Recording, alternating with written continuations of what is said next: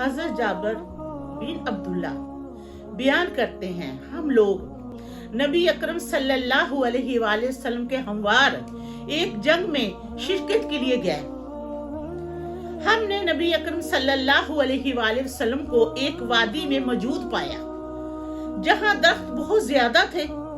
नबी अकरम सल्लल्लाहु अलैहि वसल्लम ने एक दरख्त के नीचे पड़ाव किया और अपनी तलवार उस दरख्त की एक टानी के साथ लटका दी। लोग वादी में बिखर गए ताकि दरख्तों के साए में बैठ जाए।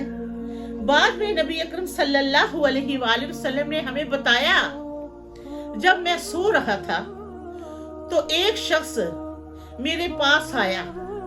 उसने मेरी तलवार पकड़ी, मेरी आंख खुली तो मैंने उसे अपने पास खड़ा पाया। उस वक्त सिर्फ यही ख्याल आया कि इसके हाथ में नंगी तलवार है। इसने मुझसे पूछा, क्या तुम्हें मुझसे कौन बचाएगा? तो आप सल्लल्लाहु अलैहि वसल्लम ने जवाब दिया, अल्लाह ताला पाक ज़ात, वो मुझे बचाएगी। फिर उसने दूसरी दफा जवाब दिया, तुम्हें कौन बचाएगा?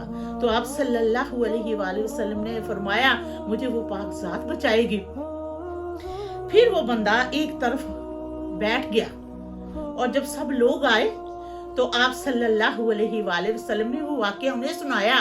तो सब लोगों ने पूछा, वो बंदा कहाँ है? तो आप सल्लल्लाहु अलैहि वसल्लम ने फरमाया, वो देखो सामने बैठा हुआ है। और आप सल्लल्लाहु अलैहि वसल्लम ने उस बंदे को कोई सजा नहीं दी, माफ कर दी।